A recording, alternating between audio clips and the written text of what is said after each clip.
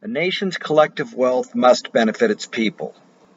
And since you cannot pay your rent with pride for billion-dollar F-35 Navy fighter jets, let's delve into military shenanigans with your host, Zebidiah Funkbutter.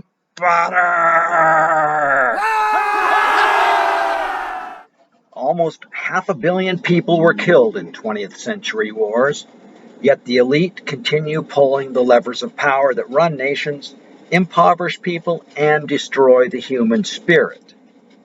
Their hubris is the assumption the world can be ruled. However, if the elites or their families were ever on the front lines, they may rethink their entire world view. We value peace so highly we will fight anyone anywhere to maintain it. Yep, the dysfunction tree sprouts almost anywhere our government decides to fertilize. November 11th is Armistice Day. This took effect on the 11th hour of the 11th day of the 11th month.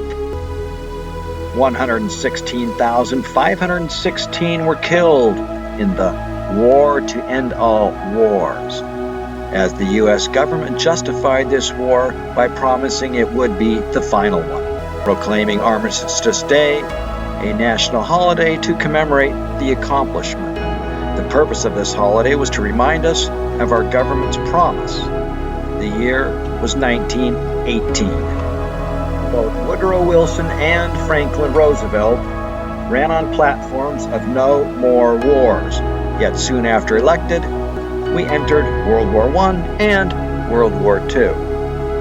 But since the military-industrial complex has misguided our nation to fall into the trap of imperial policy, this significant holiday required verbal evasion. In 1954, the U.S. amended their broken promise as Armistice Day became Veterans Day.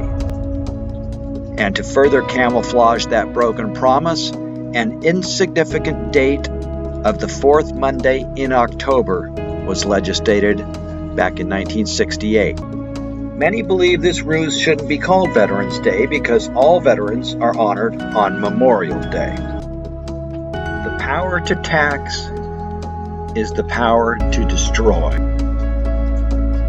But even with the largest array of death toys in the world and spending trillions of dollars on misguided wars, the American taxpayers are carrying the load of world police. And the bloated U.S. military devours 55% of discretionary spending for this illusion of protection. Oh, and don't forget that the Pentagon has lost and can't account for $6 trillion. There are approximately 2.3 million people in the U.S. military, with only about 10% being actual combat troops. Zeb asks that you not confuse his righteous anger at unjust entities as hatred for individuals. These valorous soldiers won every battle in Vietnam, yet lost the war, as the legacy costs for war last decades. Not only are these physically and mentally maimed men returning home in their 20s scarred for life, there are 22 veterans who are committing suicide each and every day. Raise of hands, please. How many weapons manufacturers want world peace? If you guessed 0, you're in the ballpark. Oh, and part 2 to this question. The Afghanistan war finally ended after 20 years. But who won? The answer is those embedded like ticks in government. Raytheon, General Dynamics, Northrop Grumman, Boeing, and Lockheed Martin. And as Frank Zappa stated, government is a division of the military-industrial complex. As these back-scratching crony defense contractors eye their greedy opportunities with the kind of look you'd imagine they'd give peep show booths, they also realize that propaganda is necessary to protect the privileged. This is accomplished by training you to accept it as normal as opposed to fighting it. Ridicule is a potent weapon, as they denounce the pacifists as unpatriotic.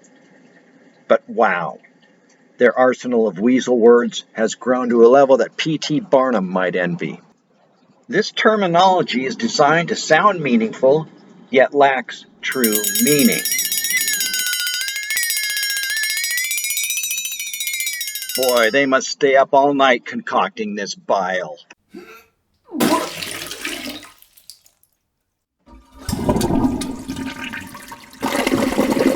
Injun Joe say, quote time.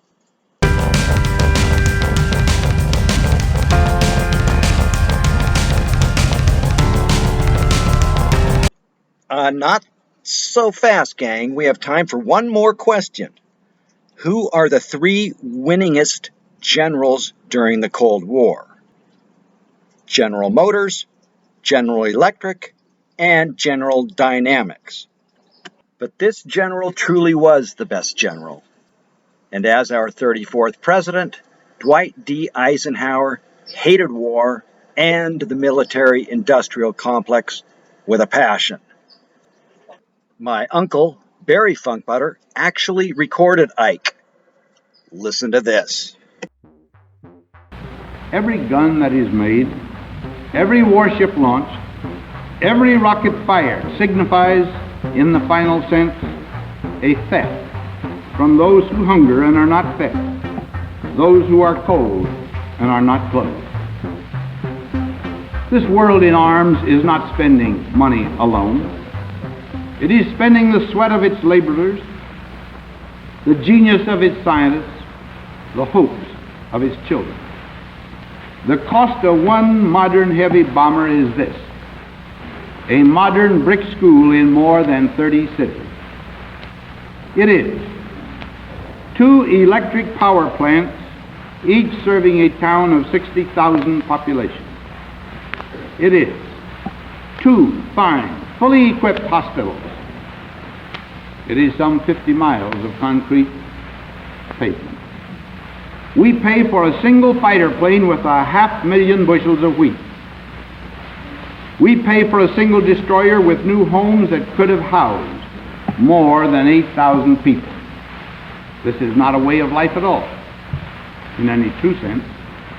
Under the cloud of threatening war, it is humanity hanging from a cross of iron. Check the mic and make sure it sound right, boys. Although he does have a set of dog tags, never listen to Zebidiah Funkbutter.